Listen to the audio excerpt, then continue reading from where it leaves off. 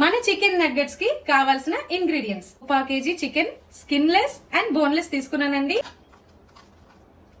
ఎండుమిరపకాయలు 2, కొంచెం కొత్తిమీర, ఉల్లిపాయ, పచ్చిమిరపకాయలు, తగినంత ఉప్పు, 10 లేక 12 వెల్లుల్లి రెవ్వలు అండ్ ముఖ్యంగా బ్రెడ్ స్లైసెస్ బోర్డర్ తీసి ఇలా పౌడర్ లా చేసుకోవాలండి. 2 గుడ్లు, సోయా సాస్.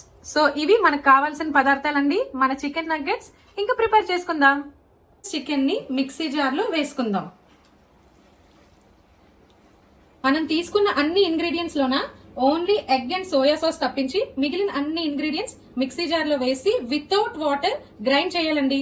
అస్సలు వాటర్ వేయకూడదు, మనకి నగ్గెట్స్ పాడైపోతుంది. సో మన ఇంగ్రీడియంట్స్ అన్ని ఒక్కొక్కటి ఇలా మిక్సీ జార్ లో వేసి గ్రైండ్ చేసుకోవడమే. రుచికి సరిపడా ఉప్పు వేసుకోండి, వెల్లుల్లి రెవ్వలు. So only egg and sauce తప్పించి మిగిలిన ఇంగ్రీడియంట్స్ అన్ని మిక్సీలో వేసుకోవడమే. ఇలా హాఫ్ గ్రైండ్ చేశాక half tablespoon soya sauce వేసుకోండి. ఇప్పుడు మళ్ళీ బాగా గ్రైండ్ చేయండి. కొన్ని ఇంగ్రీడియంట్స్ అన్ని ఇలా బాగా గ్రైండ్ చేసాం. వాటర్ మాత్రం అస్సలు వేయద్దండి, మన నగ్గెట్స్ పాడైపోతుంది. ఇప్పుడు నెక్స్ట్ స్టెప్, ఇలా 2 eggs తీసుకున్నాం కదా, బాగా బీట్ చేయండి. బాగా బీట్ చేసిన తర్వాత మన నగ్గెట్ సిలిండ్రికల్ షేప్ లో ఉండల్లా కానీ సిలిండ్రికల్ షేప్ లో కానీ బాగా షేప్ చేసుకొని ఈ ఎగ్ లో డిప్ చేయాలి. కొంచెం సాల్ట్ వేసి బీట్ చేయండి. ఇలా ఎగ్స్ బీట్ చేసిన తర్వాత మన చేతికి ఇలా ఆయిల్ రాసుకొని మనకు కావాల్సిన షేప్ లో మన నగ్గెట్స్ ని షేప్ చేయడమే. నేను సిలిండ్రికల్ షేప్ తీసుకుంటున్నానండి. మీరు రౌండ్ గా బాల్ లా చేస్తే లోన పచ్చిగా ఉండిపోతుంది. సో ఇలా సిలిండ్రికల్ షేప్ లో చేసి ఇలా ఒత్తుతో ఉండండి. ఇలాంటి షేప్ అయితే చికెన్ నగ్గెట్స్ లోన కూడా బాయిల్ అవుతుంది, మనకి కుక్ అవుతుంది.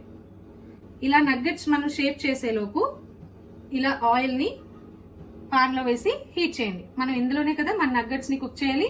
నగ్గెట్స్ ఇలా షేప్ చేసుకున్నానండి.